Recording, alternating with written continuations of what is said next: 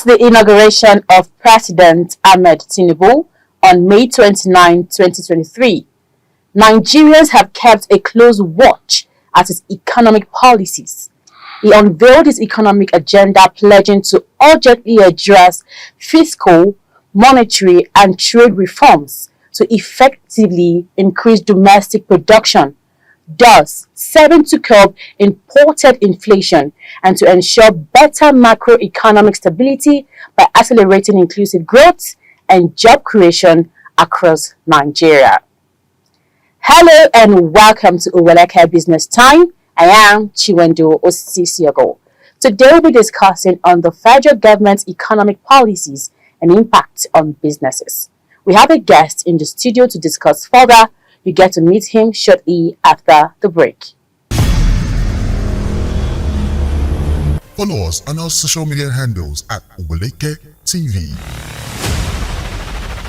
Visit our website at www.oweleketv for a thrilling journey.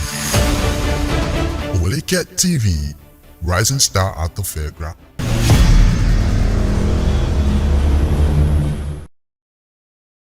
Welcome back from the break, and if you're just joining us, this is Oweleketv Business Time. Like I said earlier, we'll be discussing on federal government's economic policies and impact on businesses. Of course, I'm not alone on this program today. I have a guest with me in the studio. He is a public analyst and a businessman. He is Mr. Daniel Akile. You're welcome to Oweleketv Business Time. Thank you very much. It's a pleasure to be here. Good morning, everybody. Welcome. All right, so let's go straight to the topic for today. We're talking about the federal government's economic policies and the impact it has on businesses. So how would you say, ever since Tinubu got his administration last May 29, 2023, with the renewed hope agenda, would you say he has done well, so far so good? I would like to begin by making one concession. The only way, the proper way to judge Bola Ahmed Tinubu's policies is to look at the backdrop. He's not, there's a history to his policies. When he came with the renewed hope agenda, the idea is past governments has dashed the hope of Nigerians. So we are trying to renew the hope of Nigerians again by making some corrections, by influencing some areas where there has been a downturn over the years.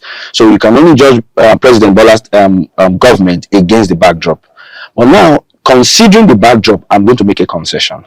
And that is that Nigeria, unfortunately, seems to have been plagued with a history of bad politicians. And if you ask the average, if you ask the average Nigerian today, they are going to tell you something. All politicians are bad. All people that have come on, all government officials, everything, they are terrible and bad. But now, common sense and statistics will tell you that 100% of politicians cannot be bad. But then, if we are seeing this general impression, then there is something I'd like to admit. Everybody that runs for government has certain agenda and certain an impact that they hope to have upon government, upon the people, to better the hope of the people. There is nobody that has come in and made a campaign promise of that I will do bad, or I will go there, I will waste the economic resources, or I will go there. Nobody has done that. But now, everybody that is campaigning on the basis of what we know from observation. Now, when you see a situation where, if you consider the fact that 100% of Nigerian politicians cannot be bad, then we have to admit a fact. Until you go there and sit down there, you don't really know what is going on. You can only assume, based on the things that you are seeing, what you think you can do when you get there. Until you get there and see the realities of things, you may not really be able to beat your chest and say, what I say I'm going to do, this what I'm going to do when I get there. So I'm going to give that concession. But then, even at that, there is something I also like to admit. It's possible that I thought things were ABC, but I've gotten into power now, I've seen the realities of things, and things are not as rosy as that. So I may not be able to deliver as I said I'll deliver. But Nigerians in a situation like that expect transparency. So it's on the basis of transparency that I'm going to be holding our president to ransom on the words that he promised us and the things that he has said since he came out. And unfortunately, I'm going to answer an emphatic no. Has his policies been helpful or good for businesses? I'm going to say no. Why is that? There is something I've noticed over time. I'm noticing it again now. The Nigerian economic platform has two cadres. There is the macro cadre and there is the micro cadre. Now, 98% of the complaints come from the micro cadre. Unfortunately, almost 100% of the government comes from the macro cadre. So, a lot of attempts that we have seen over the years has been in a bid to make corrections at the macro cadre. Unfortunately, many times those things do not scale down to the average businessman. So when I'm going to be talking of businesses, I'm not going to be focusing on the macro cadre. I'm not going to be talking on the billion-dollar businesses. For example, if let's take a company as big as Dangote, for example, the Dangote Group. God has blessed that business. He has come through. I love his story from grass to grace. He has gone through a lot and he has made a wonderful thing for himself. He has diversified himself a lot in the economy and things like that, and he's doing wonderfully well for himself. But now, at his level, the problems that his business will be facing, they are big problems. They are problems that affect Nigeria on a big level. But unfortunately, solving that problem may not have an effect on the grassroots level. It may have an effect there, it may have an effect on the document, it may have an effect on the paper statistics, but on the grassroots level, unfortunately, it may not have an effect. So then when we're talking of businesses, that's why I really appreciate this concept of SMEs that has been floating around for some time now. When we're talking of businesses, we are looking at those micro business, the little man on the street, the little woman at the corner of the road, the little man that is trying to eke out a living. Unfortunately, more than 90% of Nigerians survive from the proceeds on that economy. And now when we look at the policies so far, are they doing good for that section of the business market? I will say no. For example, let's begin with the elephant in the room. The subsidy issue. Okay. Whereas on paper, whereas economically, whereas on a macroeconomic level, if you look at all the reasons and all of that, it makes a whole lot of beautiful sense. Peradventure, if we hold the tune in the next 10, 20, 50 years, maybe it will have a very big impact on the Nigerian economy. But unfortunately, no government is going to run for that long. So every government that is coming in has to identify realities. You have only 8 years to make an impact. Nigeria has not shown a history or has not shown a credibility of continuing policies. So basically, you only have your time to make the most impact that you have and hope for the best for the next man that is coming in. So then if you are going to be making changes that reflect while you are there, because you don't have any commitment from the next man that when you come in, your policies that you are starting, that you are hoping to make impact in the next 50 years, that they are going to continue that. You don't have any assurance of that. So the focus, I believe, should be on making impact in the microeconomic scale that you are going to be able to implement while you are there and see the results and hope for the best when the next man comes in. Unfortunately, when we look at the subsidy issue, I don't think it's something that can pan out in the next 8 years. Okay, sir. Okay, are you trying to say that you're not in support, or you're saying that the economic policy is not relevant to businesses at all, or it has nothing to do with the businesses? Okay, I'm not. First of all, like I said, when you look at the analysis and look at all the projections, subsidy removal makes a lot of sense on paper. But now we are talking of realities. We are talking of the everyday man. Okay, let's look at how this subsidy now as it relates to businesses. One of the things that our president graciously has been doing since the beginning of his Renewed Hope Agenda movement is a lot of handouts to small businesses to try to revive that sector, to try to sustain that sector. And those are all good. But then again, I must say, focus on realities. What good does it do to give a businessman who needs an average turnover of maybe ₦1 million to run his business? What good does it give that man to give him 500,000? And then the next policy you are going to make is going to reduce the purchasing power of that 500,000 to the 200,000 that he has now. Whereas on paper, you have done a very good thing. You have given him ₦500,000, but now effectively you have done nothing for him. So that's why I believe that the subsidy policy is something that makes a lot of sense on paper. But now, before we begin to address what makes sense on paper, we must address the little man on the street. We must be able to separate the effects of the macroeconomic policies on micro business. And unfortunately, I believe that that's where the problem has been with the policy implementation and agenda so far. All right, so can you just help me highlight some of these challenges that you think small and medium enterprises are actually going through, and what you think the government can actually do? Okay. Cost of production. I believe that if you meet any businessman now, that is the biggest problem in the room. Cost of production. And now, a lot of the policies that have been driving so far, unfortunately, has done nothing but increase cost of production across every sector. Transportation, cost of raw materials. I'm talking of the little raw materials. Now, government is doing a lot of subsidy on the macroeconomic level. Government is doing a lot of tax reductions, a lot of import duty waivers and things like that. But the micro businesses, the things that they need to survive, they are not really these big things that we're importing. They are the little things on the street.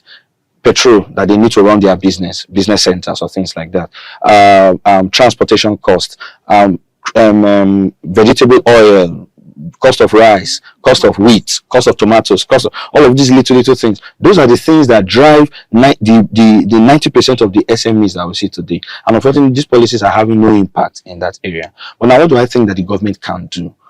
Honestly, I believe that the government can, first of all, I've listened to our president talk. I appreciate him a lot. But unfortunately, Nigerians have a good history of knowing how to talk, knowing how to say a lot of the right things. I'll take an example. One of the government's key agendas is education.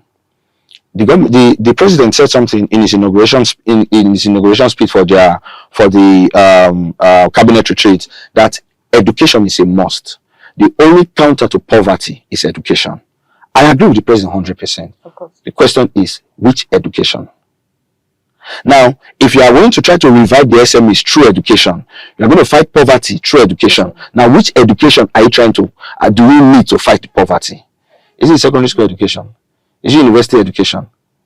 Now, what the average man needs by way of education is, how do you manage your small resources to make the maximum impact you can make? That is the education that the man needs.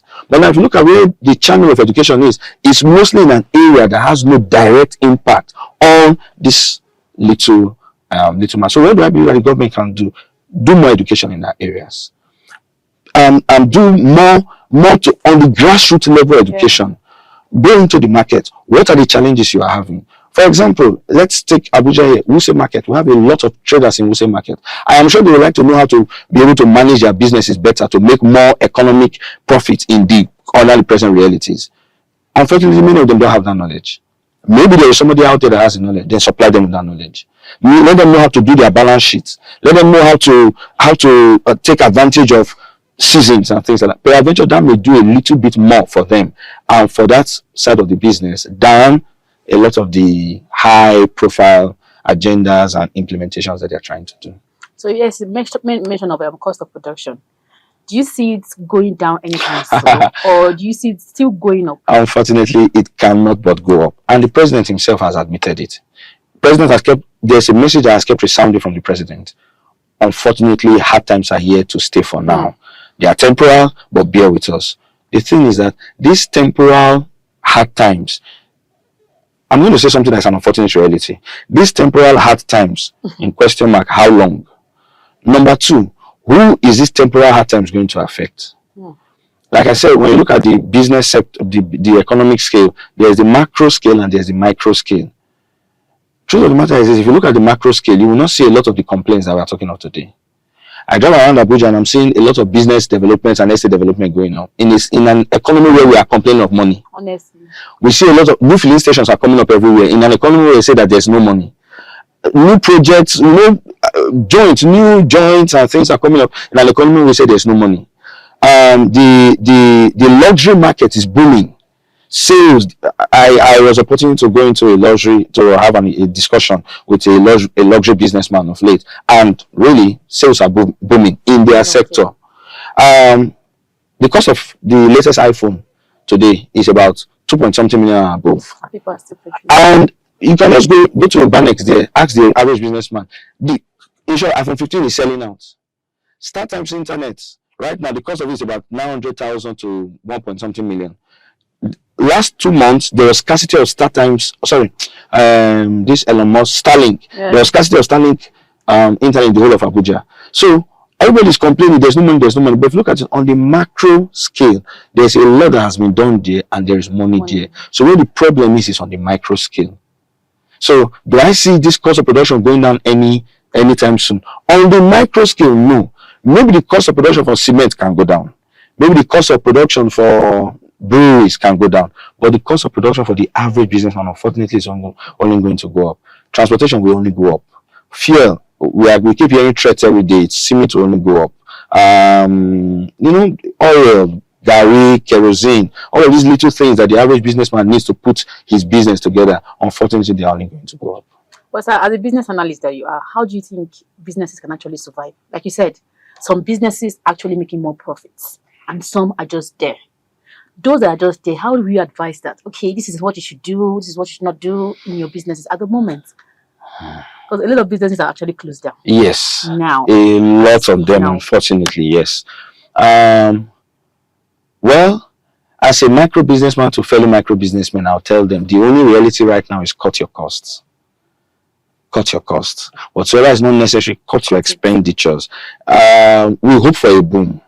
When there is a boom, we hope for sales to boom in the micro industry. We pray for it.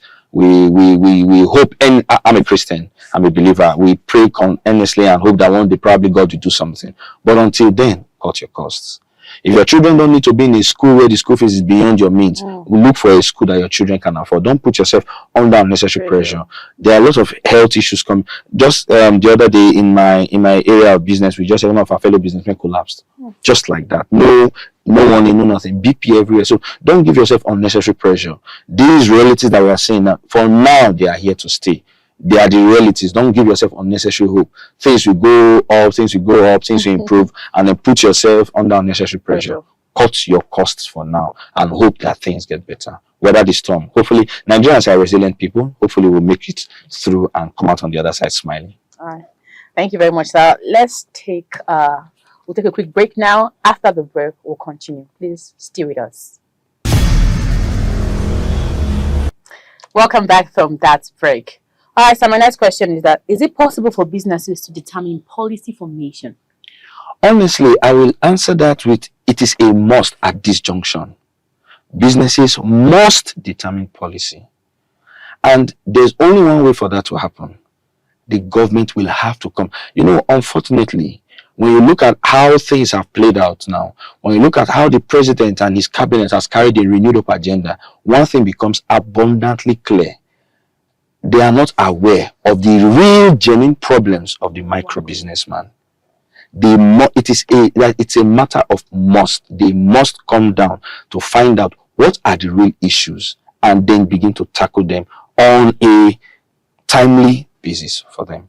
So, is it possible for businesses to drive policies in the situation we find ourselves where I'm saying that it is a must. It just has to happen. I'll give an example. One of the policies or the implementations that our president has determined to use to carry out this renewed agenda is increased taxation. According to the president, he wants to streamline taxation in the long run. But for now, we are going to have an increase in taxation. What that means is this. There are sectors of the businesses of the Nigerian business sector that has previously before now not been taxed. We are now going to have an efficient tax system that includes and covers those people. Now, on paper, that is beautiful. Every government needs tax to run the government. The people have to be taxed for government to be able to work. But the reality is this. This business that has not been under tax before and has been struggling, by the time you implement that tax now, you're only going to kill it. Question is this: when this business is dead, which business will be there to tax? So whereas taxation makes sense on paper, before we begin to implement that, there must be systems in place to ensure the survivability of the small business, so that when your taxing comes down there, it now produces the result that you are looking for in the long run. So the president must come down to the reality of the small business. What exactly are the issues you are having, and how can we tackle them before we begin to implement the bigger and the longer term policies that we take Nigeria forward? All right, thank you, sir. So as a business analyst, will you say businesses are thriving or surviving? Honestly, well, I like to be an optimist, so I'm going to say businesses are surviving. If not, I would have said businesses are not even surviving; they are just they are just managing. You understand? But as an optimist, I want to say that businesses are surviving. Our president and our politicians, they take for granted the fact that Nigerians are a resilient people. Nigerians have the capacity to bear a lot. Nigerians have the capacity to survive in a whole in a very under very harsh and terrible conditions. That is a beauty of our country, and that makes it easy to really navigate our people to better and to greener pastures. But then, before we can get to those greener pastures, like I've said before, and like I'll keep saying again, we have to ensure that we don't kill them by the time they get to that place. We have to ensure that but right now, businesses unfortunately they are surviving, if I'll use that word. It's not easy for the average businessman. You hear complaints every time. Just keep hearing complaints over and over and over again.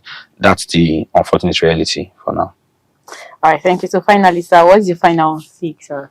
My final take will be our president has to come to the realities of SMEs. A lot of the policies that have been put in place or that have been put forward, they are beautiful on paper, peradventure, and with a strong implementation, maybe 20 years, 30 years, 50 years, we may begin to see results. But the thing is, we need to have a nation by that 50 years to benefit these results. For that to happen, we have to survive the small and medium enterprises. Take, for example, the government has ordered that loans be made available, interest-free loans be made available to SMEs. Question is, before you became a president, you know the country that we are in. Mm-hmm. Things don't work by declaration. You have to force things to work. So the question now is, as you have made this policy, what have you done to ensure that these loans, number one, get to small and medium enterprises, and then number two, are actually doing what it's supposed to do here? We have an unfortunate scenario where the few that may be privileged to do that take it as a payday, close their businesses, and probably travel out. We have a lot of the Japa syndrome happening today and things like that. So the government has to really come down. In fact, most of their policies, most of their policing, most of their economic things must be driven by the SMEs. They must come down to the grassroots level. What do we do for the woman that is frying akara by the road to make sure that she's able to at least continue surviving her family, those that she's employing? What do we do for the average restaurant to make sure that those little businesses look at their problems particularly, engage them particularly, find solutions for them particularly, and ensure that those policies are implemented and produce the desired results before we begin to look at the larger picture to pilot the nation forward. All right, so your final take on to business people. My final take to business people is tough times are here. Unfortunately, tough times don't last, but they don't come with an expiry date. So weather the storm. Cut your expenses. Increase your retention. More of your money should go back in. We unfortunately, our currency is being devalued by the unfortunate realities of business right now. Understand those realities and work with them. Don't expect unnecessary handouts. Don't overestimate what you can do. Cut your expenses. Keep your expenditures low and weather the storm. Hopefully, we'll come out on the other side smiling, and then we can all go back to our luxury life and have a softer life when things balance out at the end of the day. All right, thank you very much, sir. The summary of what Mr. Jane Akile said, it says to the president should come to the reality of SMEs, that's the small and medium enterprises, to ensure come down to their roots, know where their problem is, and find a solution, not just declaring things. Make sure their problems are solved. And of course, to the common businessman, as the common Nigerians, ensure at this period, cut your coat according to your side. Cut down expenses, things that are not necessary, that you don't need. Don't bother. Just go for what you know your business will do and will, of course, bring back profit. And also keep your expenditure very low. On this note, I want to say a very big thank you to Mr. Daniel Akile for coming on Oweleketv Business Time. Thank you very much. It was good to have you, sir. Very good to be here. Thank you very much. All right, and that's the much we have for you today on Oweleketv Business Time. Don't forget to follow us on all our social media platforms at Oweleketv. I am Chiwendu Osisiago. Do have a wonderful day, and thank you for watching.